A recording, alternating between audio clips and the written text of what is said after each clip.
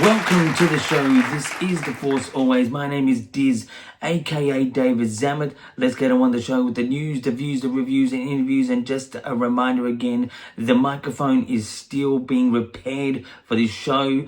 I'm giving you as clear as possible, but anyway, just to let you know, and also to let you know, if you want to subscribe to the channel, The Force Always, I'm here 3 or 4 times a week with the news, the views, the reviews, and interviews. Let's get on with the news now.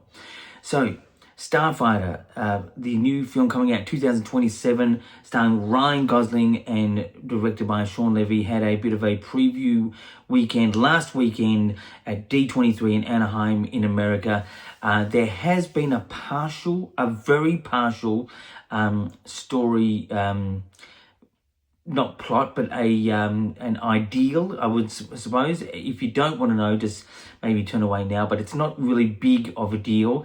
So pretty much the galaxy is in the same state as it was before The Force Awakens, meaning pretty much there's a lawless society galaxy-wide. People are just lawless, left, right, center. It's just out for their own. That has been revealed in this last couple of days, that Star Wars is going to be starting in a lawless type of society. That's Starfighter, the film coming out 2027. It's not really a plot, but it's sort of an idea, an ideal of where the state of the galaxy is. Just to let you know. Anyway, to more news, Starfighter Cade Oberon, I think that's how you're going to be saying it. I've got the clearest view of the jacket yet. Check out the logo. I still can't make out what the 2 stick things at the bottom are. They're obviously some sort of significance, but I'm unsure what they are. But the whole jacket, that's a great picture of that one. It's the clearest one so far that I could find. To more news, Ahsoka Season 2 that's coming to Disney Plus in January of 2027 is getting a whole lot of new love from fans who doubted the show, who sort of thought the show was okay or loved the show because of the new trailer that was aired at D23 and Anaheim over this last weekend. And so check out the trailer. It is online now, and that is the news for this time around. Let's get now into the views. Views is my viewpoint, idea, opinion, or a view, idea, have it in a story. This time around is about actually the Starfighter news I gave you just before, having a lawless society. Look, I think it's okay. It really needs to start like that. Really, after the episode 9, The Rise of Skywalker, the galaxy's in chaos once again. All I'm going to say is it just really needs to build the ground up with the good and bad, whatever that's going to be. I'm sure there's going to be some sort of Jedi. I'm sure there's going to be some sort of Sith. But we need to somehow evolve that in a way that would be, traditional, but something different about that. Something, it'd be great to sort of explore the ideals of a grey Jedi, throughout this possible trilogy. Starfighter could end up being, as I've said, personally, that I think it's a secret episode 10. Even if it's not, it will still be a good standalone film. But I just think starting from a lawless society is inevitable from the state of the galaxy, which was 5 years before this particular movie takes place in the Star Wars story timeline. But that is my view for this time around. Okay, so now let's get into reviews. Reviews this time around is actually something of a bit of rumors going around yet again. Because of D23, Dave Filoni was approached about the whereabouts of the film, the Hunt for Ben Solo, which sort of nearly had a beginning, but never eventuated. All I'm going to say is with these reviews that, look, I'm going to say it's going to be a review to have this film come out would be a 7 out of 10. Look, it would be very good. The only thing about this film that if it ever to eventuate is the idea of bringing someone again from the dead in Star Wars. It's a bad habit. That's what I think. Anyway, my review is sort of a it's more of a view this time around. But I just think if they're going to do the Hunt for Ben Solo, it needs to be somehow taken from a point of view where he doesn't come back from the dead. It's just got to be another life existence of Ben Solo. It's just it's got to be the reality of the logic of Star Wars. I think it's I think it's a 7 out of 10 idea, the Hunt for Ben Solo. I'm not super excited for it. I'm sure it would look good. I'm sure it would feel good. I just, think it's a little bit too much diving into the nerd fandom too quickly, where you need to have a film that has a bit more human story element to it. And even though Ben Solo is a human, you really need to start from the ground up rather than sort of being all fixated in the dark side or the Jedi or whatever. It's just too much for the fans. You want the movie to, be enjoyed by people anywhere. And that's, to me, the beauty of the original Star Wars 1977. It was just, it came from a realness and then it ended up in a big, galactic, heroic fight in the end. And that's how the type of movie should begin in our next phase of Star Wars. Anyway, again, it's an unusual review this time, but The Hunt for Ben Solo, the idea of the film is a 7 out of 10, but please don't bring him back from the dead. It's got to be in some other form. That's what I think. Okay, so now let's get into interviews. Interviews is usually my last questions on my last particular video that I got on this channel.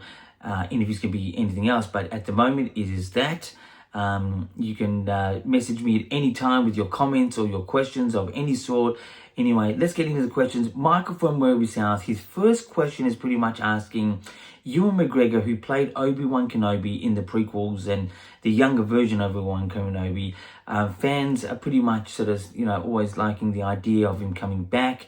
Some fans will want more of him, while others feel Obi-Wan's story is perfectly complete. What do I think of this? Look, as I said before, only a couple episodes ago, I think it's the time is now for him to play the older version of Obi-Wan Kenobi, which leads into the New Hope, which is episode 4, because he's got that age. Anything older now would be a little bit pushing it. But there's only pretty much little he can do story-wise to build upon the Obi-Wan Kenobi story, as Star Wars sticks to a Star Wars story timeline. But anyway, I would like to see more of him, but the time is now just to really seal that gap up. If they're going to do anything just before A New Hope, which is episode 4, it's got to be in that small bit of timeline. Anyway, the next question is from Michael from Werribee South. Once again, part of Melbourne, part of Victoria, part of Australia. So he's sort of saying Ahsoka season 2 trailer debuted over the last weekend and locking in the January 2027 release date. The footage highlights a darker, mystical tone, and it has a bit of Grand Admiral Thrawn in it. What are my thoughts? As I said, it's a great trailer. I think it's got that passion. It's got a look. It looks really mature in its effects. It looks seamless. It looks like as good as the Last Jedi version of effects, if you were to say, in that level, or even Rise of Skywalker, most up-to-date looking effects for a TV show. I'm pretty excited for it. My excitement level has got higher since I saw the Ahsoka trailer. I think season 2 is almost going to be like season 1, because I think people remember this season more than the last season. That's what I think. Anyway, the next question from Mike from Werribee South. Ahsoka, the season 2 trailer heavily features Dathomir, Thrawn, and Ezra. Many fans point out that Ahsoka feels like a standalone live action show and more like a Star Wars Rebels season 5. Does a live action series lose its accessibility when viewers are practically required to watch multiple seasons of animated television to fully understand the stakes? Well, something with like Ahsoka, you do need to understand who she is, why she is. You do sort of need to follow the story timeline of Ahsoka. So watching a bit of Clone Wars and watching the Ahsoka TV series, season 1 and now season 2 coming out, is pretty essential. It's one of those characters you really do need to sort of get a background on. You can't really watch a show without watching what you know to know what you need to know about Ahsoka. It's one of those sort of things that is pretty specific. Anyway, the next question from Michael from Wherever Sounds. Zero Company is bringing a game, and it's just been released with a tactical experience. Some people are liking it, some people are not. Personally, I've seen a bit of the visual of the game. As I'm not a gamer, I'd love to be a gamer, I just don't have that time. But visually, it looks stunning, like most Star Wars games. It looks very much in that Clone Wars period. It looks great. It's a more tactical type sort of game. So it's a longer sort of stretched out game, but I think it looks well worth it. If I could have the time and really get into it, I would definitely get into it. Anyway, that's what I thought of that particular question.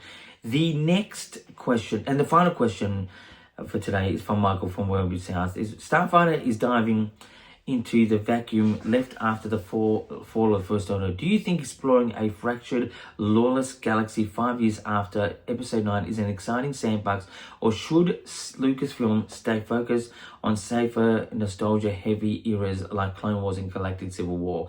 As I said earlier in the show, it is going to be starting from a lawless sort of society. You know, it's pretty much where it needs to start because of where the story's at since Episode 9, The Rise of Skywalker.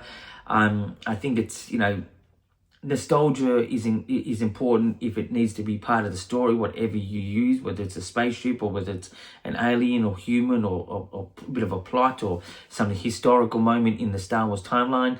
I think personally, I wouldn't say it's an exciting sandbox because we've been here before, but it just depends where they're going to go with this is what I'm interested in. So far, so good.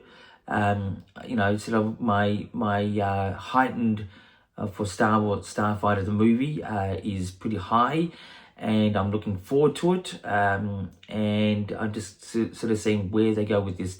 I'm really attempting to see how they make this original, but still have a really emotional, heroic type of galactic story. That's what I'm most curious about. We won't know what it's like until the movie's out in 2027, and it's May. Anyway, that is the interviews for this time around. That is the show also. Subscribe to the channel, The Force Always. I'm here 3 or 4 times a week with the Star Wars news, the views, reviews, and interviews. Send in a comment, send in a question, whatever you like. Until next time, my friends, keep rocking.